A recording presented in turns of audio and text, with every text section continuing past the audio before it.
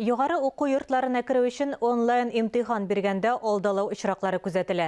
80-нән артык абитуриент конкурстан төшеп калган. Компьютерның мошенниклардан соклану системасы имтихан вакытында күчереп язучыларны яки әйтеп торучыларны ачыклый. Казан Федераль университетының кабул итү комиссиясеннән махсус әзерләнгән язма.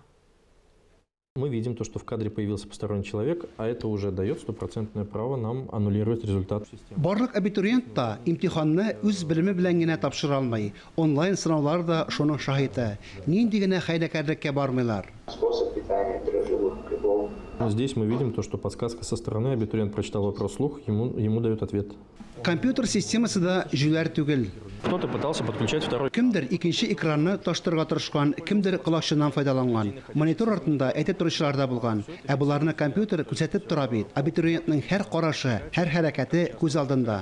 Компьютер системасы монитордан читкә, гаджет яки кәгазь битенә караганны төркәп кушып бара. Бу Россия генә түгел, чит илләр абитуриентларына да кагыла. Граждане арабских стран. Әйтик, гарәп илләре вәкилләре имтиханда репетитор хезмәтләреннән файдаланырга тырышкан.